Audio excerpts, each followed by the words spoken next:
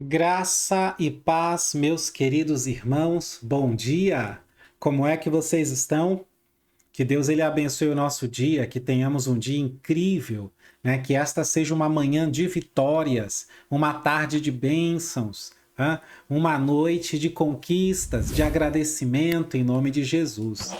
Amados, a palavra de hoje está em Números 13, do verso 30 em diante. Tá? Números 13, do versículo 30 em diante. E antes de adentrarmos na palavra de Deus, eu quero deixar aqui um aviso muito importante, tá? Dá uma olhadinha aí.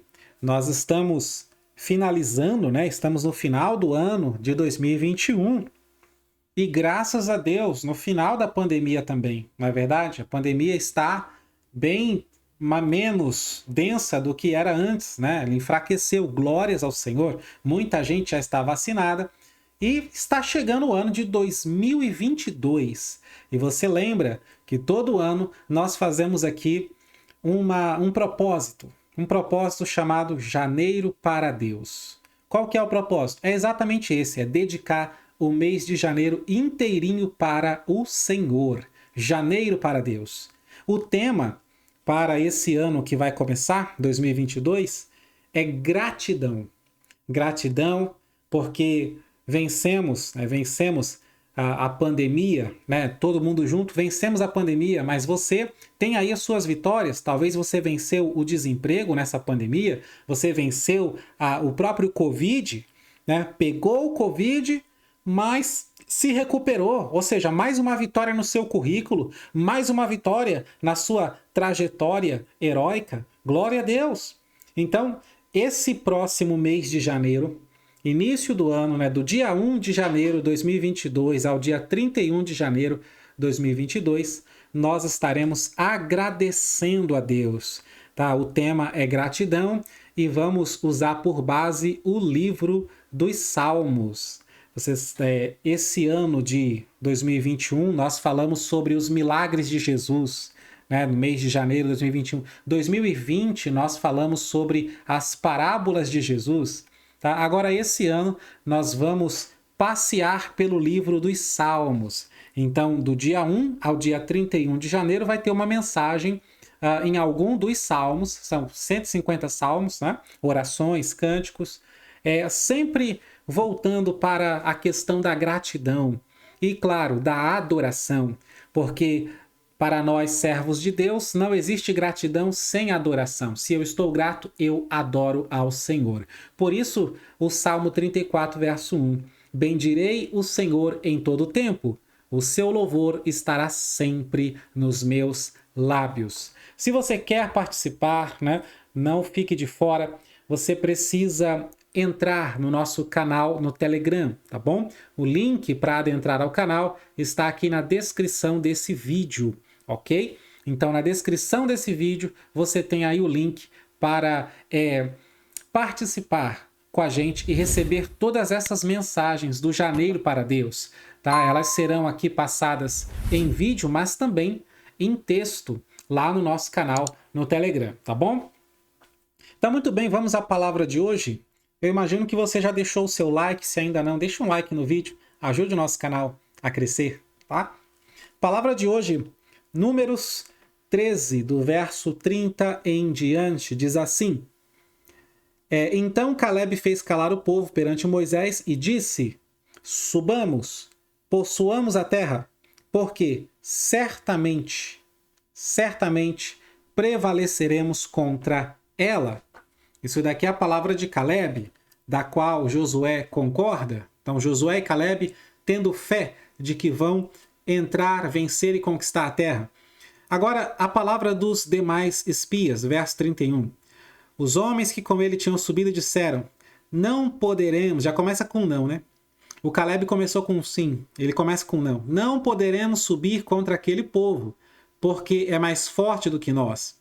E diante dos filhos de Israel infamaram a terra que haviam espiado, dizendo: A terra pelo meio da qual passamos a espiar é terra que devora os seus moradores. E todo o povo que vimos nela são homens de grande estatura. Também vimos ali gigantes, filhos de Anak, e éramos aos nossos próprios olhos como gafanhotos, e assim também o éramos aos seus olhos.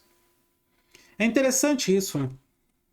Nós temos aqui um positivo e um negativo. Nós temos aqui um otimista, né, e um pessimista. No caso, 2 otimistas e 10 pessimistas. Nós temos aqui homens de fé, Josué e Caleb, e homens cheios de medo e incredulidade, que são os demais espias. É interessante, porque, para pensar, não tem nada pior do que você receber uma palavra de fé, de esperança, e depois vir alguém e jogar um balde de água fria. Não tem nada pior do que isso. De que você ser motivado, animado, né, fortalecido pela palavra de Deus, e depois vem a maioria, vem uns 10, querendo tirar toda a sua força, toda a sua energia, todo o seu ânimo com palavras negativas. E é interessante notar que a porção, a quantidade de palavra profética, de palavra positiva, palavra de fé e esperança, que nós vemos aqui por parte de Caleb é pequena, são 2 frases. Agora, a quantidade de palavras negativas que vem por parte dos espias é grande, é muito grande. E isso não acontece no texto por acaso. Isso acontece na nossa vida. E eu falo por experiência própria. Quando Deus manda uma palavra, ele manda uma palavra, faz uma promessa e é uma frase, 2 frases, 3 frases. E Deus não repete. Agora, em contrapartida, o inimigo fica repetindo o tempo todo e falando um montão de coisas para tentar desanimar eu e você. É ou não é verdade?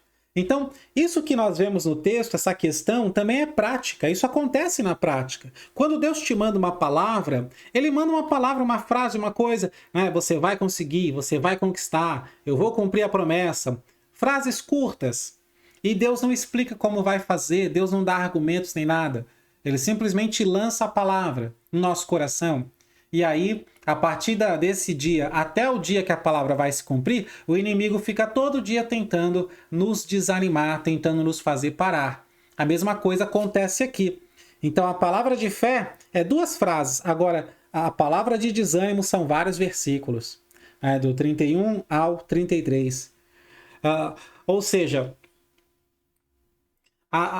a quantidade de gente querendo desanimar, a quantidade de pessoas se deixando ser usadas pelo inimigo para desanimar os outros é muito maior do que a quantidade de pessoas que estão sendo usadas por Deus para nos animar.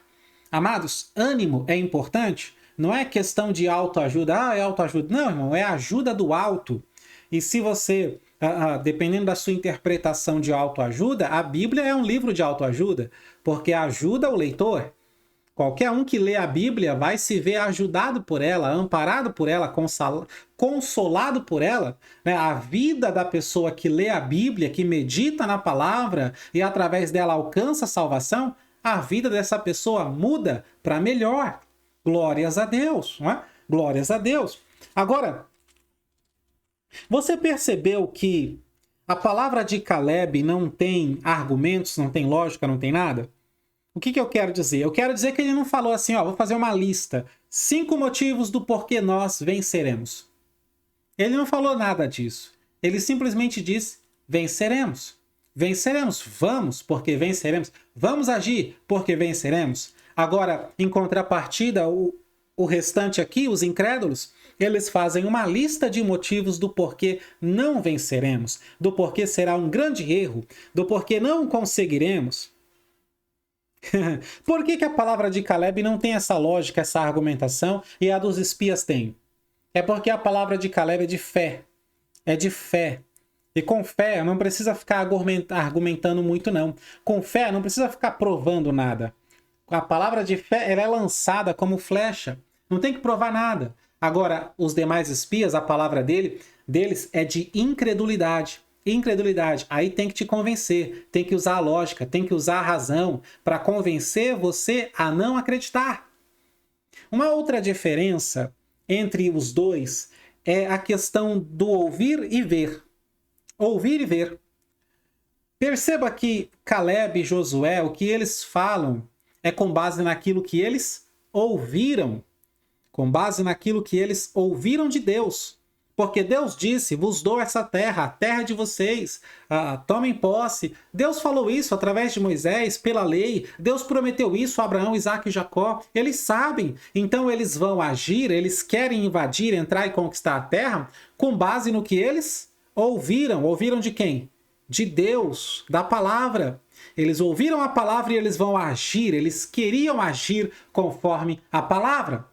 Agora, os demais espias, você reparou que eles falam de ver o tempo todo aqui? Vimos e vimos e vimos nossos olhos o tempo todo.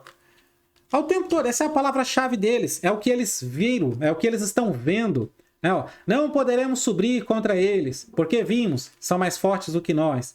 O que mais a gente viu? Nós vimos que a terra devora os moradores. O que mais a gente viu? Nós vimos que tem homens de grande estatura e vimos que tem gigantes. O que mais a gente viu? Nós vimos que éramos pequenos, como gafanhotos, e vimos que eles também viram isso. Essa é uma questão importante. Você vai agir conforme o que você vê? Ou você vai agir conforme o que você ouve de Deus?